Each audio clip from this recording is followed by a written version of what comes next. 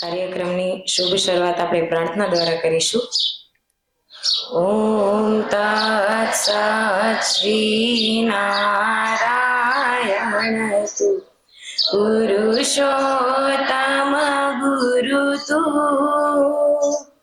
સિદ્ધ બુદ્ધ તુ સ્કંદ વિનાયક સવિતા પાવક તુ ब्रह्ममद तु यः शक्ति तु ईशु पिता प्रभु तु रुद्र विष्णु तु राम कृष्ण तु रहीमताओ तु वासुदेव गौ विश्वरूप तु चिदानंद हरि तु अद्वितीय तु अकाल निर्भय आत्मलिंग शिव तु ओम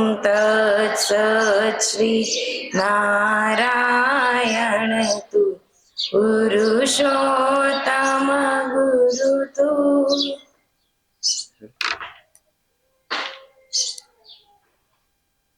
આપણે પધારેલ મહેમાનશ્રીનું હાર્દિક સ્વાગત કરીએ છીએ। જોરદાર તાળીઓ થઈ જાય બધા જ મહેમાનો માટે।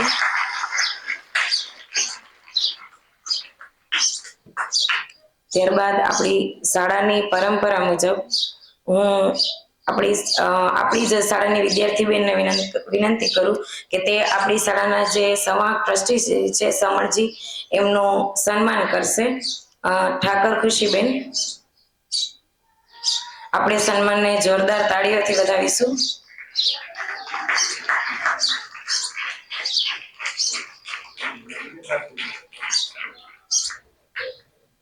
ત્યારબાદ હું વિભૂતિબેનને વિનંતી કરું કે તે કલાતીર્થના ટ્રસ્ટી શ્રી એટલે કે રમણીકભાઈ ઝાપડિયા છે એમનું સન્માન કરશે।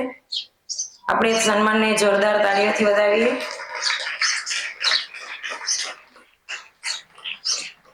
તાળીઓ ઓછી ના પડવી જોઈએ।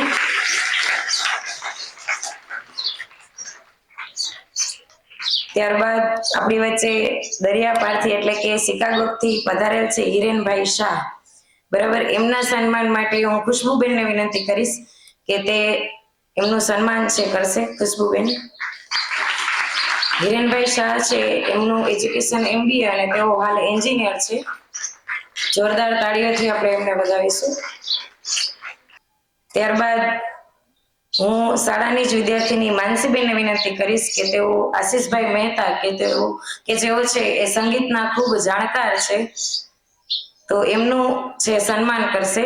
આપણે સન્માનને તાળીઓથી વધાવીશું।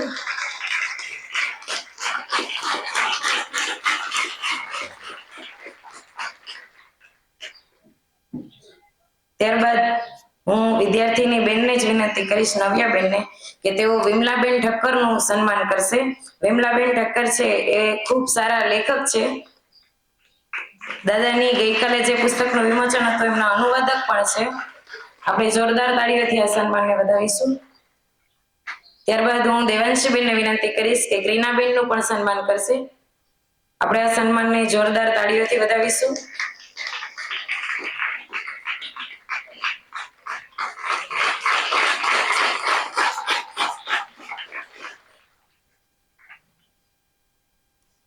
આભાર। ત્યારબાદ હવે હું હિરેનભાઈ શાહને વિનંતી કરું કે તે અહીં આવી અને અમને અહીં આવીને તમારો અનુભવ થોડો જણાવશો। હિરેનભાઈ શાહ, આ રૂમાલ જે આપ્યો ને આપે એ ખરેખર બહુ મહત્વની ચીજ છે, કારણ કે અહીં જે બધા બેઠેલા છે તમે તો અહીંયા આવ્યા હશો, બોલ્યા હશો, મારા માટે પહેલી વાર છે એટલે પગ ધ્રુજે, ગભરામણ થાય, એમ થાય શું બોલીશ, અને પરસેવો થાય, એટલે પરસેવો લૂછવા માટે આપનો ઘણો ઘણો આભાર। બહુ મહત્વની ચીજ છે ને બરાબર કામમાં આવે એવી ચીજ છે। આપણે શરૂ કરીએ તો એક શ્લોકથી શરૂ કરશું, જે શ્લોક હું સૌથી પહેલાં શીખ્યો હતો ને બોલ્યો હતો। ગુરુર બ્રહ્મા ગુરુર વિષ્ણુ ગુરુર્દેવો મહેશ્વર ગુરુ સાક્ષાત પરમ બ્રહ્મ તસ્મૈ શ્રી ગુરુવે નમઃ. અહીં બેઠેલા દરેક આત્મા, આપણા ગુરુ શ્રી સમર્થ શ્રુત પ્રજ્ઞજી, ભીમસિંહભાઈ, દરેક માનનીય મહેમાનો, બધા કોઈક ને કોઈક સ્થળે કોઈક ને કોઈક રીતના ગુરુ પદે છે, કશુંક આપે છે, કશુંક શીખવાડે છે. અને આપ સૌ વિદ્યાર્થીઓ આત્મા જે છો એ પણ ગુરુને પાત્ર છો. કારણ કે ગઈકાલે તમે નહીં માનો પણ 2 નાના વિદ્યાર્થીઓ પાસેથી હું કશુંક શીખ્યો. નામ મને યાદ નથી, પરંતુ એ અનુભૂતિ આપણને થાય કે આજે આપણે ગમે તે ઉંમરના હોઈએ પણ હજી આપણે બધું શીખ્યા નથી અને કશુંક નવું શીખવાને પાત્ર છીએ. હું તમને થોડો પરિચય આપી દઉં. આમ મૂળ વતન મારું સાયલા અને મારો જન્મ થયો અમદાવાદ, જ્યાં મારું મોસા. અને મુંબઈ ઘાટકોપરમાં હું 3 મહિનાનો હતો ત્યારે અમે ગયા, મારા પિતાશ્રી અને મમ્મીજી મને લઈ ગયા અને ત્યાં મોટો થયો. ત્યાં ઘાટકોપરની બાજુમાં વિદ્યા વિહાર આવે, તમે બોમ્બે તરફ જતા હો તો. એ વિદ્યા વિહારમાં એક શાળા, એનું નામ છે એસ.કે. સોમૈયા વિનય મંદિર. એ સોમૈયા બાપા, અમે બધા કહેતા હતા એમને સોમૈયા બાપા, એ પાંડુરંગ શાસ્ત્રીના પરમ ભક્ત. એટલે આજે હું જોઉં છું ને, મને મારું બાળપણ યાદ આવી જાય છે. કારણ કે અમારે સ્કૂલમાં નિયમ હતો, દરરોજ બધા ઇસ્ત્રીવાળા કપડાં પહેરવાના, કાન ઉપર વાળ ન હોવા જોઈએ. અત્યારના હું જાઉં, તમારા પ્રિન્સિપલ મને પકડીને બાજુ લાઈનમાંથી બહાર કાઢે. શૂઝ, સફેદ કેનવાસના બૂટ, મોજા, બિલ્લો હોવો જોઈએ અને વાળમાં તેલ નાખેલું અને ઓળેલા. અને જેવા અમે અમારા ક્લાસમાં જઈએ એવા લાઈનો લાગે અને આવી રીતે અમે પ્રાર્થના ખંડમાં જઈએ. અને પછી અમને બધાને નાનપણથી ગીતાની ચોપડી આપેલી. એટલે અમને કે આજે આપણે ગીતાનો બીજો અધ્યાય બોલવાનો છે. એટલે એ આખો અધ્યાય અમે સાથે બોલીએ. એટલે પછી નાનો અધ્યાય 25 મિનિટ, 30 મિનિટ, 35 મિનિટ, 40 મિનિટ. એક સમય એવો હતો, આપણે જ્યારે નાના હોઈએ ત્યારે આપણે બોલતા હોઈએ એટલે પોપટની જેમ આપણે બોલવા માંડીએ. એક સમય એવો હતો કે ગીતાના દરેક શ્લોક મને કંઠસ્થ હતા. આજે તો ભૂલી ગયો. અને એ અમારી જે શાળા હતી એમાં 1લા ધોરણથી સંસ્કૃત, ઇંગ્લિશ, હિન્દી, મરાઠી અને ગુજરાતી બધી ભાષા અમને શીખવાડવામાં આવતી હતી. એટલે આજે હું તમને જોઉં છું તો હૃદય એવા આનંદથી અને હર્ષથી ઉભરાઈ જાય છે કે જેની વાત ન પૂછો. સમણજીનો મારા જીવનમાં કોઈ, આપણે કહીએ ને કે નવા આત્માનો આપણો જ્યારે જન્મ થાય, એ જન્મ ક્યાં થશે, તમને કયા મા બાપ મળશે, તમારો ધર્મ શું હશે, એ બધું આગલા ભાવથી નક્કી થઈ જાય. એ બદલાય નહીં. પરંતુ એ પછી તમારો પુણ્યોદય હોય તો તમને સારું શિક્ષણ, સારા શિક્ષકો મળે. તો આ એવી રીતે મારા જીવનમાં પણ, હું 61-60 વર્ષનો થયો એટલે ઘણા બધા જીવનના ચડાવ ઉતાર એમાંથી પાસ થયો. તમારી જેમ નાનો હતો, શીખ્યો. અને થોડા વર્ષો પહેલા, લગભગ 15 કે 20 વર્ષ પહેલા સમણજીનું અમેરિકા આવવાનું થયું અને અમે પહેલી વાર મળ્યા. કારણ કે મારે 2 નાની દીકરીઓ છે અને એ લોકો પણ ધાર્મિક સંસ્કારો લઈને જન્મ્યા. તો એ પ્રમાણે એ ઉચ્ચ આત્મા છે અને ગળથુથીથી એમાં સંસ્કાર હતા. અને એમ કરતાં કરતાં અમારા પુણ્યોદય કે અમને સમણજીનો લાભ મળ્યો. અને આજે સમણજી મને ઘણા વર્ષોથી કે હિરેનભાઈ, મારે તમને ભાણવડ લઈ જવા છે, અને ભાણવડની વાત કરે. અને મને હંમેશા એમ થાય, કુતૂહલ થાય કે આ ભાણવડ શું છે. કારણ કે જો સમણજી જો આટલા ઉલ્લાસથી બોલતા હોય, તમારા દરેક આ બાળકો, શિક્ષકો, ભીમસિંહભાઈ, અહીંયાના બધા ટ્રસ્ટીઓ અને તમારું જે કારોબાર છે આ સંસ્થાનું એના વિશે, તો હંમેશા આપણને એમ થાય કે આ શું હશે. ગઈકાલે હું આવ્યો, મેં બધું જોયું, હજી તો શરૂઆત છે, પણ હૃદય એવા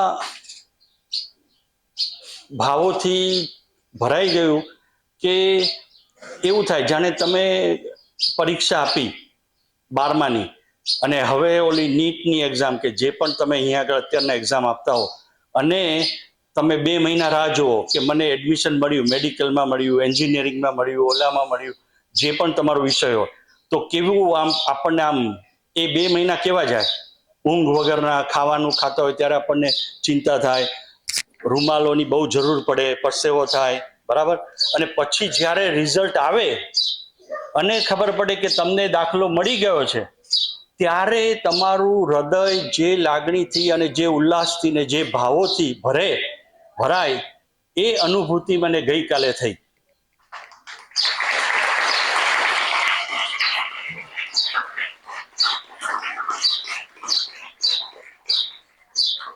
એટલે મને તો બધાને હજી હું ઓળખતો નથી, પરંતુ ભીમસિંહભાઈ જે ફાઉન્ડર છે, એમના વતી દરેક સભ્યોને બધાને હાર્દિક ધન્યવાદ કે તમે આ જે અહીં આ સંકુલન કર્યું છે અને જે રીતના બાળકોને તૈયાર કરો છો અને શિક્ષણ આપો છો, એ મારા સમજની બહાર છે. કારણ કે આ સમયમાં આ વસ્તુ થઈ શકે એની મને જાણ હતી નહીં. એટલે હું અહીં આવીને, આ પણ મારો પુણ્યોદય કહેવાય કે ભાઈ મને આ તમારી વચ્ચે અહીં આવવાનું આ મને શું કહીએ આપણે કે અહીં આવવાનું મને લાભ મળ્યો, તમારી સાથે 2-3 દિવસ સમય વિતાવવાનો લાભ મળ્યો. અને આ વસ્તુ અનાયાસે થઈ, કારણ કે હું મહિનાથી ઘરની બહાર છું. બહુ મોટી વાર્તા છે, મારી પાસે વાર્તાઓ ઘણી છે, એટલે બધાને એવું લાગે કે આ ભાઈના હાથમાં પહેલી વાર માઇક આવ્યું એટલે છોડશે નહીં. એટલે સમણજી, તમે મને ઈશારો કરી દેજો 1 મિનિટ પહેલા કેવી રીતના. એટલે સમણજી હંમેશા મને ઈશારા કરે, સમણજી બધાને ઈશારા કરે, ઈશારા કરીને જ વાત કરે, આમ પતાવો. હા, એટલે મારે એમની સામે જોયા કરવું પડશે. પણ સંક્ષિપ્તમાં હું તમને કહું કે નાનો હતો ત્યારથી મને ભણવાની ઈચ્છા હતી, અને મારા માતા પિતા અને બધા એ હંમેશા, મારા પપ્પાજી MA LLB, એટલે જ્યાં સુધી હાઈએસ્ટ તમે જઈ શકો, ડિગ્રી લઈ શકો તમારા ફિલ્ડમાં, ત્યાં સુધી. મારા મમ્મીજી પણ એ જન્મમાં એ વખતમાં લગ્ન કર્યા પછી MA ની એક્ઝામ આપી હતી અને MA થયેલા હતા. એવી રીતે અમે નાનપણમાંથી અમને લોકોને શિક્ષણ તરફ હંમેશા પ્રોત્સાહન મળ્યું હતું. એટલે મારે જેમ જેમ મોટા થઈ, આપણે હંમેશા બીજા લોકોને જોઈએ, અહીંયા અંગ્રેજીમાં કહીએ રોલ મોડલ, કે ભાઈ આપણને એમ થાય કે હું એમના જેવો બનું, અથવા કોઈ એમના અનુભવ કે, ને કોઈ કે હું એન્જિનિયર છું, કોઈ સાયન્ટિસ્ટ છું, હું અહીંયા લેખક છું, હું આ છું, આપણી સાથે એક સંગીતકાર છે. જે તમને રસ હોય તો તમને એમ થાય કે હું પણ એમના જેવો થાઉં. તો એવી રીતે મને પણ હંમેશા હતું કે હું એન્જિનિયર થઈશ નાનપણથી. અને પછી હું જ્યારે એન્જિનિયરિંગમાં ગયો ત્યારે અમુક વ્યક્તિઓ જોડે મારો સંપર્ક થયો કે જે ઇંગર્સોલ રેન્ડના વાઇસ પ્રેસિડેન્ટ હતા, અને મને એમના ઓલા પરથી ખબર પડી કે અહીંયા ઇન્ડિયાથી અમેરિકા ગયા, ત્યાં એમણે ઇન્ડસ્ટ્રીયલ એન્જિનિયરિંગમાં માસ્ટર્સ કર્યું, MBA કર્યું, અહીં આવ્યા અને ઇંગર્સોલ રેન્ડમાં લીડરશિપનો રોલ કર્યો. તો મને ત્યારે થયું કે એન્જિનિયર તો હું બન્યો, પણ હું પણ અમેરિકા જઈશ, હું પણ માસ્ટર્સ કરીશ, હું પણ MBA કરીશ, હું પણ અહીં પાછો આવીશ અને કોઈ કંપનીમાં લીડરશિપનો રોલ કરીશ. એટલે અહીં મેં મેકેનિકલ એન્જિનિયરિંગ કર્યું બેંગ્લોરમાંથી, અને પછી હું અમેરિકા જઈને ઇન્ડસ્ટ્રીયલ એન્જિનિયરિંગ કર્યું, અને મારા લગ્ન થયા એ પછી મેં MBA કર્યું ફાઇનાન્સ અને માર્કેટિંગમાં 3.5 વર્ષ, જે પાર્ટ ટાઈમ જોબ કરતા.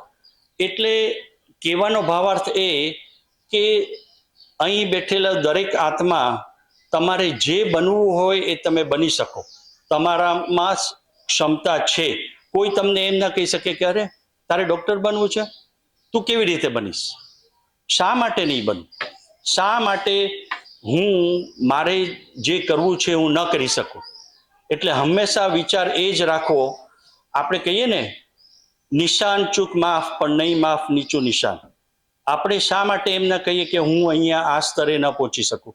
માટે મારે કશું કહેવાનું હોય તો હું એ જ કહું કે ખૂબ મહેનતથી, ખૂબ ખંતથી ભણો. તમને તમારો પુણ્યોદય છે કે તમને આવી શાળા મળ્યા, આવા શિક્ષકો મળ્યા અને આ ગુરુકુલ મળ્યું. તો અહીંથી જ તમારો આ પાયો જે નખાય છે એ તમે આગળ વધો. અને મારા અંતરના આશીર્વાદ અને શુભેચ્છા કે આપ સર્વે ખૂબ આગળ વધો, ખૂબ ભણો.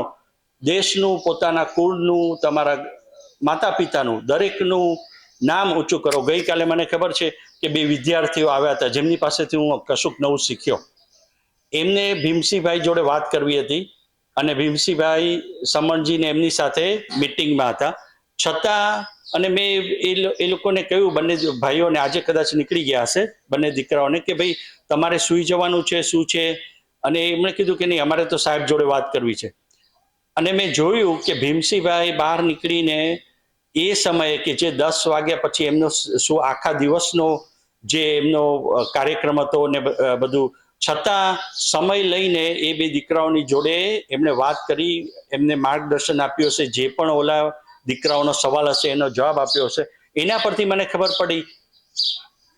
તો હતી, પણ આપણને ખ્યાલ આવે કે ભીમસિંહભાઈ તમારા દરેક પ્રત્યે કેટલો ભાવ રાખે છે અને દરેક તમારું જે આધ્યાત્મિક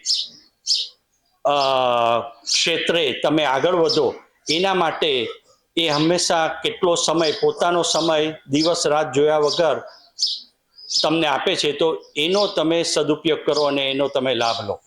અને છેલ્લી વાત કહીશ, સમય થઈ ગયો? અચ્છા, છેલ્લી વાત કહીશ. ગઈકાલે સમરજીએ કહ્યું કે આ સંસ્થા, એનું એક નામ કે આ શું છે, ત્યારે મને વિચાર આવ્યો કે આ તપોવન છે. તપોવન એટલે તપ કરવાનું વન, કે જે જગ્યામાં આત્મા અમુક તપ કરીને સિદ્ધિ પામે. અને ત્યારે મને વિચાર આવ્યો કે આ એક સંસ્થા નથી, સંસ્થા તરીકે ચાલુ થઈ હતી, પણ આજે હું જોઉં તો મને એમ થાય કે આ એક શબ્દમાં જો કેવું હોય કે આ શું છે, તો હું એમ કહીશ કે આ છે તીર્થ. તીર્થ એટલા માટે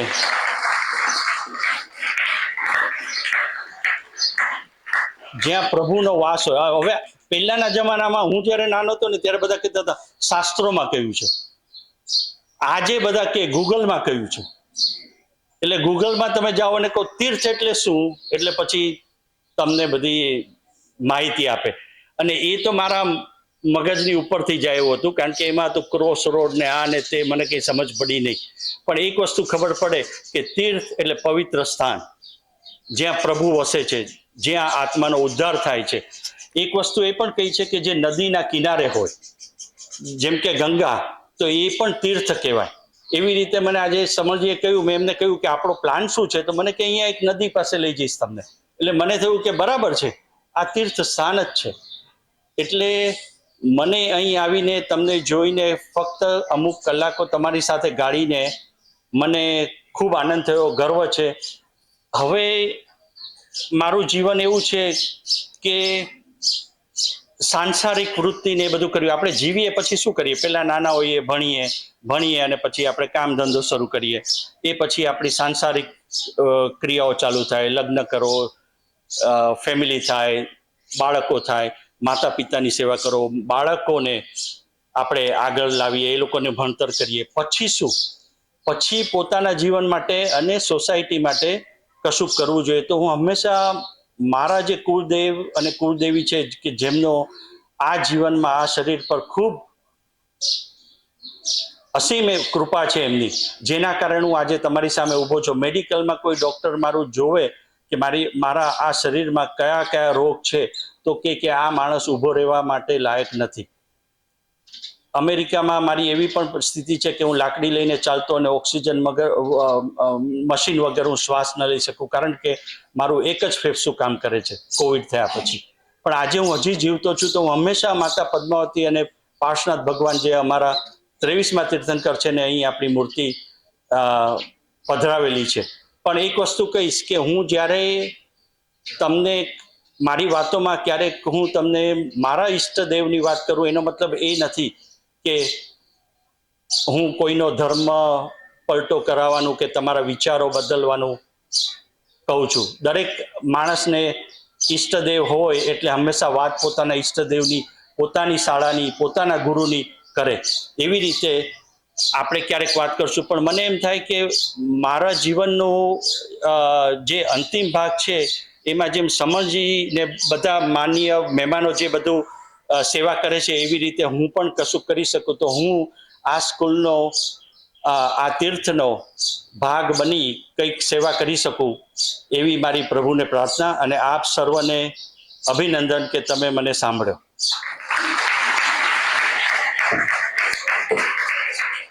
ખૂબ ખૂબ આભાર હિરેનભાઈ. જોરદાર તાળીઓથી આપણે ફરી વધાવીએ.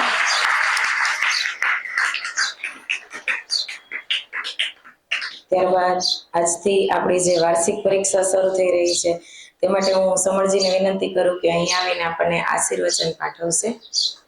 સમરજી. સન્માનીય ભીમસિંહભાઈ, રમણીકભાઈ, આશીષભાઈ, હિરેનભાઈ, વિમલાબેન, પ્રિન્સિપલ, વિદ્યાર્થીઓ, શિક્ષકો. હિરેનભાઈએ પોતાની વાત કરી અને હું કહી શકું કે એમને પરમાત્માની કૃપાથી નવું જીવન મળ્યું છે. શરીરમાં એટલા બધા કોમ્પ્લિકેશન છે પણ કોઈ પરમ સત્તાની કૃપાના લીધે એ જીવે છે. અને એમને પણ એટલી બધી શ્રદ્ધા છે, ખાસ કરીને પાર્શ્વનાથ ભગવાન અને પદ્માવતીજી, જેને આપણે લક્ષ્મીજી કહીએ, સિમિલર લક્ષણો છે. એમની એટલી બધી કૃપા છે, ક્યારેક તમને ટાઈમ મળે, હજુ આજે ને અમે કાલે બપોર સુધી અહીં છીએ, કોઈને જાણવું હોય તો કેવી રીતે દૈવિક શક્તિ કામ કરે છે એનું જીવતું ઉદાહરણ હિરેનભાઈ છે. જીવતું ઉદાહરણ. પહેલી વાત. બીજી વાત, પરીક્ષા આજથી ચાલુ થઈ રહી છે. પુરુષાર્થના બાળકોની 365 દિવસ પરીક્ષા હોય તો આ લોકોને કઈ ફરક પડતો નથી, કેમ કે હવે બધા એક્ઝામથી ટેવાઈ ગયા છે. હવે એક્ઝામથી વિદ્યાર્થીઓ નથી ડરતા, હવે વિદ્યાર્થીઓથી એક્ઝામ ડરે છે એમ કહી શકાય. તો આશીર્વાદની તમને જરૂર નથી, પણ હવે અહીંયા બેઠો છું, સાગરભાઈએ કીધું કે આજે એક્ઝામ શરૂ થાય છે તો તમે સારા નંબર લાવો, સારા માર્ક્સ મેળવો, એવા મારા આશીર્વાદ નહીં હોય. મારા આશીર્વાદ એટલા જ છે કે તમને જેટલું આવડે છે, જેટલું તમે એક વર્ષ પચાવ્યું છે, શાંત ચિત્તે ડીપ બ્રીથિંગ કરીને પેપર લખવાનું ચાલુ કરજો. 5 લાંબા ઊંડા શ્વાસ લઈને જે પ્રશ્નો પહેલા આવડે પહેલા લખજો, જેના જવાબો ક્લિયર આવડે પહેલા લખજો. જેટલું પૂછ્યું હોય એટલું જ લખજો, વધારે દોડડાયા નહીં થતા. વધારે પડતું લખવા જશો તો જે આવડે છે બધું મૂકીને આવશો. જેટલું અનિવાર્ય હોય, પૂછ્યું હોય એટલું ટુ ધી પોઈન્ટ લખશો. અને મને વિશ્વાસ છે જે રીતે શિક્ષકોએ આખું વર્ષ તમારા ઉપર મહેનત કરી છે, એની નિષ્પત્તિ, એનું રિઝલ્ટ, એની ફલશ્રુતિ આજે તમે તમારી એક્ઝામમાં પ્રસ્તુત કરશો. મારી ખૂબ ખૂબ સદભાવના, મંગલ કામના કે કોન્ફિડન્સ સાથે, પૂરા ધૈર્ય સાથે અને પૂરો સમય જેટલો તમને મળે છે, 3 કલાક 2.5 કલાક, એ પૂરેપૂરો સમય લેજો. પહેલા બહાર ના નીકળતા. ઘણા લોકો એવું હોય 15 મિનિટ લખીને થઈ ગયું, એ ના કરતા પૂરેપૂરો સમય લેજો અને પરીક્ષાને ન્યાય આપજો. ખૂબ ખૂબ મારી સદભાવના તમારી સાથે છે. હિરેનભાઈએ જે વાત કરી એ ખાસ વાત બાળકોને કહી દઉં, ટાઈમ થઈ ગયો છે. હિરેનભાઈની દીકરી અત્યારે એક નાની દીકરી છે, એ નાની દીકરી હાર્વર્ડ યુનિવર્સિટીમાં, ટોટલી હાર્વર્ડ યુનિવર્સિટીમાં કેટલા વર્ષ ભણી? 4 વર્ષ. 4 વર્ષ દુનિયાની પહેલી યુનિવર્સિટી. હાર્વર્ડ થી ઉપર કોઈ નથી, વિમલાબેન બરાબર? હાર્વર્ડ યુનિવર્સિટી થી ઉપર દુનિયાની કોઈ યુનિવર્સિટી નથી. એ હાર્વર્ડ યુનિવર્સિટીમાં 4 વર્ષ સ્કોલરશિપ યુનિવર્સિટી આપે અને પોતે ભણ્યા છે. સ્કોલરશિપથી હાર્વર્ડ યુનિવર્સિટી એને એપ્રોચ કરે કે તું મારી કોલેજમાં આવ અને અમે તને ફ્રી ભણાવીએ છીએ. એ દીકરી એમની અત્યારે ન્યુયોર્કની અંદર બહુ જ સારું કામ કરી રહી છે. વુમન એમ્પાવરિંગ ઉપર, સ્ત્રી ના અધિકારો ઉપર એને બહુ જ મોટું કામ કર્યું છે. આફ્રિકાને બધે ટ્રાવેલ કર્યું છે. એક દીકરી આફ્રિકા છે. બંને બાળકો એમના ગિફ્ટેડ છે અને ભારતીય સંસ્કૃતિ પ્રત્યે, ધર્મ પ્રત્યે, મા બાપ પ્રત્યેનો જે ભાવ છે એના કારણે એ આજે આ લેવલ ઉપર છે. આપ પણ એ દેશનું અને રાષ્ટ્રનું ઋણ ચૂકવી આગળ વધો. ખૂબ ખૂબ પરીક્ષાની મારી સદભાવના. જય હિન્દ, જય ભારત. આભાર સમજી. ત્યારબાદ આપણે પ્રાર્થના બોલી અને છૂટા પડીશું. શ્લોક માટે તૈયાર? સર્વે ભવન્તુ સુખિનઃ, સર્વે સંતુ નિરામયા, સર્વે ભદ્રાણિ પશ્યન્તુ, મા કશ્ચિત દુઃખભાગ્ ભવેत्. ઓમ શાંતિ શાંતિ શાંતિ.